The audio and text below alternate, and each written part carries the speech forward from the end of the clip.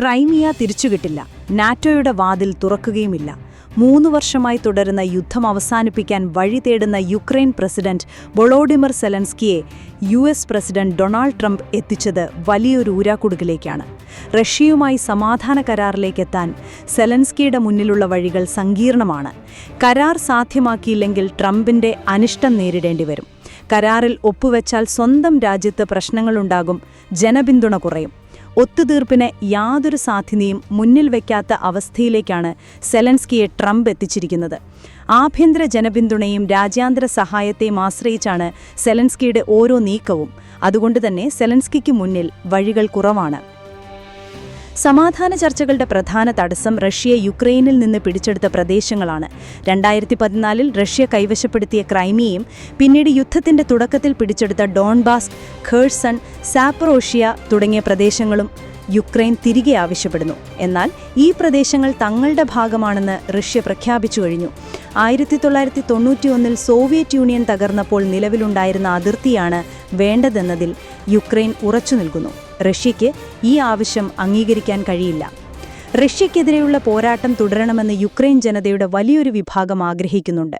സ്വന്തം മണ്ണ് തിരിച്ചുപിടിക്കാനുള്ള പോരാട്ടത്തിൽ ആയിരക്കണക്കിന് സൈനികരും സാധാരണക്കാരും മരിച്ചതിനു ശേഷം ഒരു പ്രദേശം വിട്ടുകൊടുത്ത് സമാധാനമുണ്ടാക്കുന്നതിനെ ആ ജനത വഞ്ചനയായി കണ്ടേക്കാം. അതുകൊണ്ടുതന്നെ ജനപിന്തുണ ആവശ്യമുള്ളിടത്തോളം സെലൻസ്കിക്ക് ഇത്തരമൊരു കരാറിന് വഴങ്ങാൻ ബുദ്ധിമുട്ടാണ്. സെലൻസ്കിയുടെ തീരുമാനം രാജ്യത്തിനകത്തും പുറത്തുമുള്ള നിരവധി ഘടകങ്ങളെ ആശ്രയിച്ചിരിക്കുന്നു.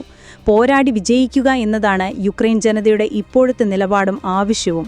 ഈ സമയത്ത് സമാധാന കരാറിനായി എന്തെങ്കിലും വിട്ടുവീഴ്ച ചെയ്യുന്നത് സെലൻസ്കിയുടെ ജനപ്രീതിക്ക് കോട്ടം വരുത്തും. ജീവൻ പണയം വെച്ച് പോരാടുന്ന സൈനികരെ സംബന്ധിച്ച് നേടിയെടുത്ത ചെറുവിജയങ്ങൾ പോലും കരാറിലൂടെ ഇല്ലാതാകുന്നത് അവരുടെ മനോബലത്തെ ബാധിക്കും. മറുവശത്ത് യുക്രൈൻ നേരിടുന്ന സാമ്പത്തിക പ്രതിസന്ധി അടക്കമുള്ള പ്രശ്നങ്ങൾ മുന്നിൽ നിൽക്കുമ്പോൾ എത്രയും വേഗം യുദ്ധം അവസാനിപ്പിക്കേണ്ടതുണ്ട്. യുക്രൈനിന്റെ ഇപ്പോഴത്തെ നിലനിൽപ്പ് US-ന്റെയും യൂറോപ്യൻ യൂണിയന്റെയും സൈനിക സാമ്പത്തിക സഹായങ്ങളെ ആശ്രയിച്ചാണ്. ഈ സഹായമില്ലാതെ യുദ്ധം മുന്നോട്ട് കൊണ്ടുപോകാൻ സെലൻസ്കിക്ക് കഴിയില്ല. യുദ്ധം ആഗോള സമ്പദ്വ്യവസ്ഥയെയും ഭക്ഷ്യസുരക്ഷയും ബാധിക്കുന്നുണ്ട്. അതിനാൽ പല രാജ്യങ്ങളും എത്രയും പെട്ടെന്ന് യുദ്ധം അവസാനിപ്പിക്കണമെന്ന് ആഗ്രഹിക്കുന്നു. റഷ്യയുടെ ഭീഷണി മാത്രമല്ല US രാഷ്ട്രീയത്തിലെ മാറ്റങ്ങളും സെലൻസ്കിക്ക് ഭീഷണി ഉയർത്തുന്നുണ്ട്. അമേരിക്ക ഫസ്റ്റ് എന്ന നയമാണ് ട്രംപിൻ്റേത്. അദ്ദേഹം യുക്രൈനുള്ള ധനസഹായം നിർത്തലാക്കുമെന്ന് പലപ്പോഴും സൂചിപ്പിച്ചിട്ടുണ്ട്. യുദ്ധം വേഗം അവസാനിപ്പിക്കാൻ ട്രംപ് സെലൻസ്കിക്ക് മേൽ സമ്മർദ്ദം ചെലുത്തുന്നുണ്ട്. സമാധാന കരാർ സാധ്യമാകാതെ വന്നാൽ റഷ്യൻ ആക്രമണത്തെ പ്രതിരോധിക്കാനുള്ള സൈനിക സഹായം US നിർത്തിയേക്കാം. യുദ്ധം എത്രയും പെട്ടെന്ന് അവസാനിച്ചില്ലെങ്കിൽ യുക്രൈനും സെലൻസ്കിക്കും കടുത്ത ബുദ്ധിമുട്ടുകളുണ്ടാകും. കൂടുതൽ പേർക്ക് ജീവൻ നഷ്ടപ്പെടും. രാജ്യത്തിന്റെ സാമ്പത്തിക നില കൂടുതൽ തകരും. രാജ്യാന്തര പിന്തുണ കുറയും. നീളുന്ന യുദ്ധം യുക്രൈന് സാമ്പത്തിക സഹായം നൽകുന്ന രാജ്യങ്ങളുടെ സമ്പദ്വ്യവസ്ഥകളെയും ബാധിക്കുന്നുണ്ട്. സഹായിച്ചേക്കുമെന്നാണ് വിലയിരുത്തപ്പെടുന്നത്. സമാധാനത്തിനായി യുക്രൈൻ വിട്ടുവീഴ്ചകൾ ചെയ്യണമെന്നാണ് ട്രംപ് ആവശ്യപ്പെടുന്നത്. എന്നാൽ സെലൻസ്കിക്ക് അത് എളുപ്പം അംഗീകരിക്കാൻ സാധിക്കില്ല. യുദ്ധം അവസാനിപ്പിക്കാൻ യുക്രൈൻ താൽപ്പര്യപ്പെടുന്നുണ്ടെന്ന് ട്രംപിനെയും ലോകത്തെയും ബോധ്യപ്പെടുത്തുക എന്നതാണ് ഒരു വഴി. എന്നാൽ റഷ്യ പിടിച്ചെടുത്തെന്ന് കരുതി ഒരു തുണ്ട് ഭൂമി പോലും വിട്ടുകൊടുക്കാൻ തയ്യാറല്ല എന്നും രാജ്യാന്തര നിയമങ്ങളെ മാനിച്ചുകൊണ്ടുള്ള ഒരു സമാധാന ഉടമ്പടി മാത്രമാണ് ആഗ്രഹിക്കുന്നതെന്നും സെലൻസ്കി ഉറപ്പിച്ചു പറഞ്ഞേക്കാം. യുദ്ധം എത്രയും വേഗം അവസാനിപ്പിക്കാനുള്ള ട്രംപിന്റെ സമ്മർദ്ദത്തെ നേരിടാൻ French president, German chancellor, British പ്രധാനമന്ത്രി തുടങ്ങിയ യൂറോപ്യൻ നേതാക്കൾ സെലൻസ്കിക്കൊപ്പം ട്രംപിനെ കാണാൻ എത്തുന്നത് അദ്ദേഹത്തിന് വലിയ ആത്മവിശ്വാസം നൽകുന്നു. യുക്രൈൻ ഒറ്റയ്ക്കല്ലെന്നും യൂറോപ്പ് പൂർണ്ണ പിന്തുണയുണ്ടെന്നും ട്രംപിന് മുന്നിൽ ഒരുമിച്ചു നിന്ന് കാണിക്കാൻ അവർക്ക് കഴിയും. സെലൻസ്കിയും യൂറോപ്യൻ യൂണിയൻ നേതാക്കളും ചേർന്ന് ട്രംപിന് മുന്നിൽ ചില ആവശ്യങ്ങൾ ഉന്നയിച്ചേക്കാം. യുദ്ധം അവസാനിച്ചാലും റഷ്യ വീണ്ടും ആക്രമിക്കാതിരിക്കാൻ US യുക്രൈന് ശക്തമായ സുരക്ഷാ ഉറപ്പുകൾ നൽകണമെന്നും നാറ്റോ അംഗത്വം സാധ്യമല്ലെങ്കിൽ പോലും ഒരു സമാന്തര സുരക്ഷാ ഉടമ്പടി വേണമെന്നും അവർ ട്രംപിനോട് ആവശ്യപ്പെട്ടേക്കാം. റഷ്യയെ തടയാൻ യുക്രൈൻ നടത്തുന്ന പോരാട്ടം യൂറോപ്പിന്റെയും US-ന്റെയും സുരക്ഷയ്ക്ക് എത്രത്തോളം പ്രധാനമാണെന്ന് അവർ ട്രംപിനെ ബോധ്യപ്പെടുത്താൻ ശ്രമിക്കും. റഷ്യൻ ആക്രമണം ഒരു പ്രദേശത്ത് മാത്രമായി ഒതുങ്ങില്ല എന്നും യൂറോപ്പിലേക്ക് വ്യാപിക്കുമെന്നും അവർ ചൂണ്ടിക്കാട്ടിയേക്കാം. യുദ്ധം അവസാനിപ്പിക്കുന്നതുമായി ബന്ധപ്പെട്ട എല്ലാ ചർച്ചകളിലും യുക്രൈന്റെയും യൂറോപ്പിന്റെയും താൽപ്പര്യങ്ങൾ സംരക്ഷിക്കണം. ഒറ്റയ്ക്ക് റഷ്യയുമായി ഒരു ഉടമ്പടി ഉണ്ടാക്കുന്നതിൽ നിന്ന് ട്രംപിനെ പിന്തിരിപ്പിക്കാൻ അവർ ശ്രമിക്കും. ഈ കൂടിക്കാഴ്ചയിൽ സെലൻസ്കിയുടെ പ്രധാന ലക്ഷ്യം ട്രംപിന്റെ അമേരിക്ക ഫസ്റ്റ് നയത്തിന്റെ ഭാഗമായി യുക്രൈനെ ഒറ്റപ്പെടുത്താൻ കാരണമാകാത്ത തരത്തിൽ ചർച്ചകളെ മുന്നോട്ട് കൊണ്ടുപോവുക എന്നതാണ്.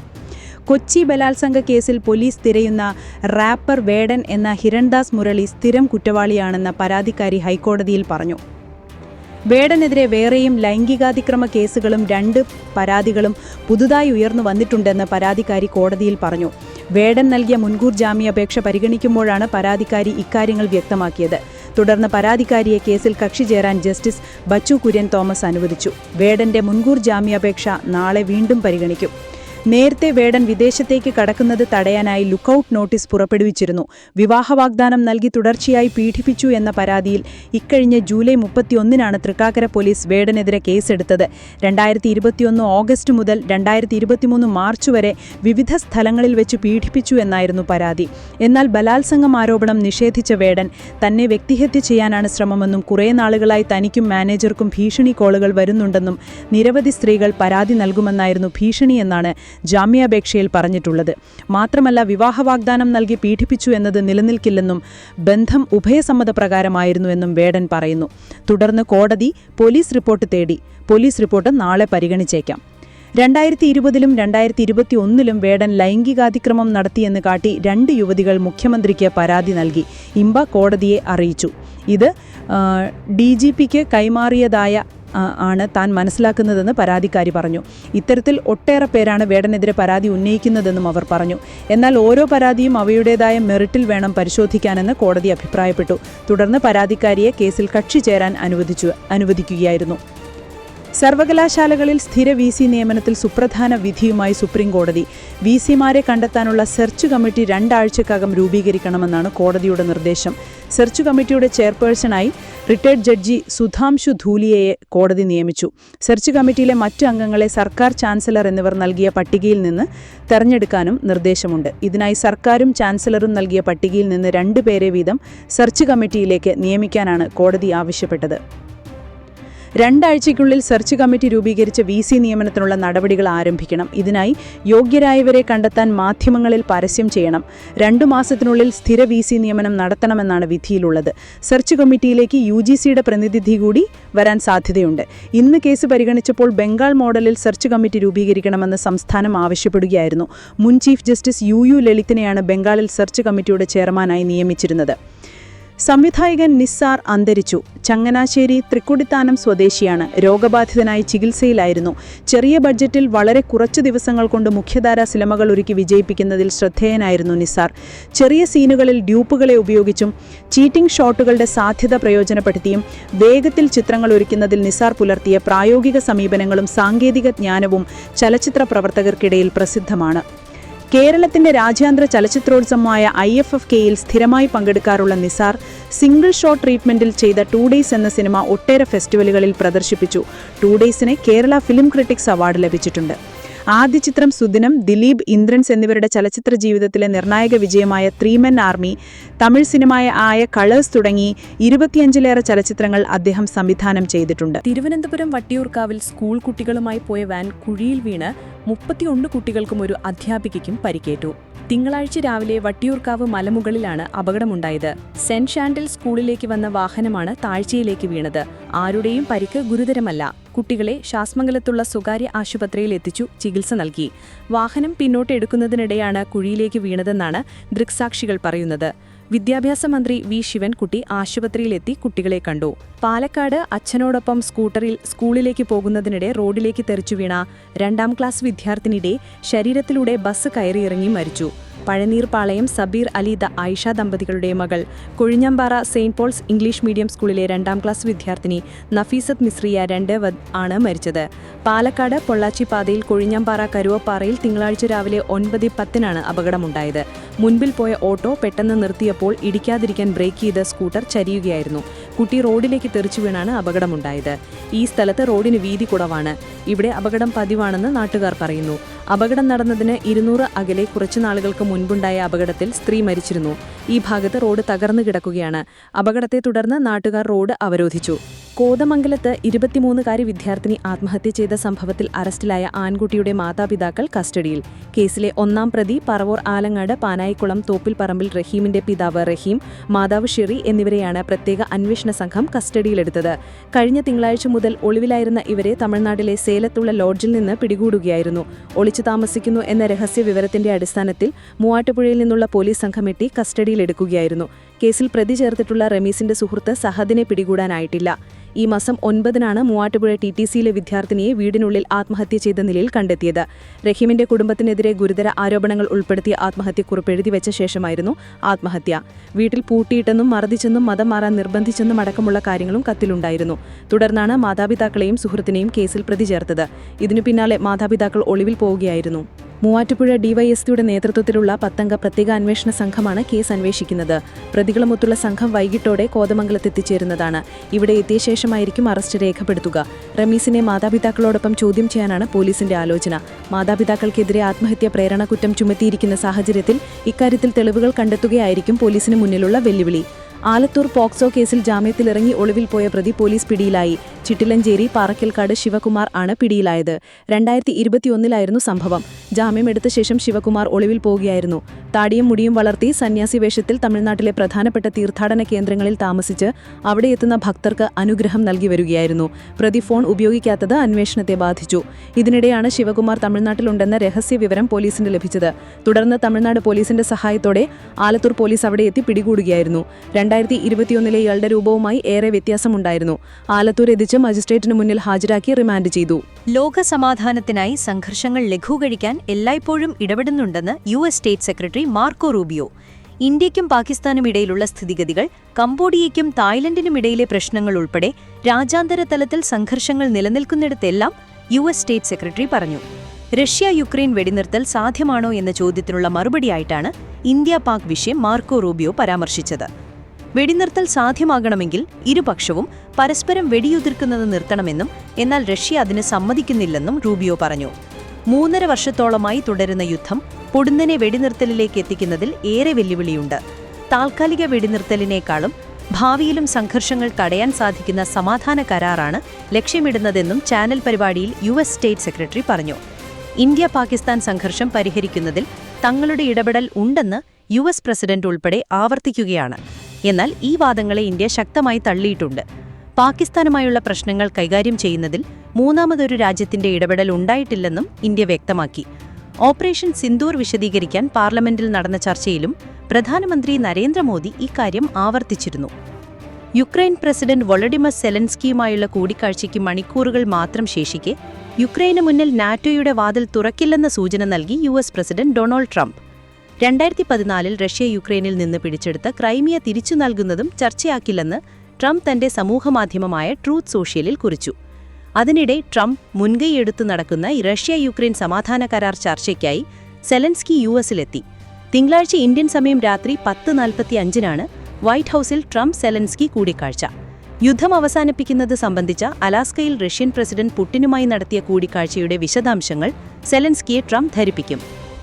പുടിന്റെ ആവശ്യങ്ങൾക്ക് സെലൻസ്കി വഴങ്ങിയാൽ 3.5 വർഷമായി തുടരുന്ന യുദ്ധത്തിന് സമാധാനത്തിന്റെ വെള്ളക്കൊടി ഉയരും. ഒപ്പം സമാധാനം സ്ഥാപിച്ചതിന്റെ നേട്ടം ട്രംപിനും സ്വന്തമാകും. യുദ്ധം വേഗത്തിലും വിശ്വസനീയമായും അവസാനിക്കണമെന്ന ആഗ്രഹം നമുക്കെല്ലാവർക്കുമുണ്ടെന്നും സമാധാനം നിലനിൽക്കണമെന്നും സെലൻസ്കി എക്സിൽ കുറിച്ചു.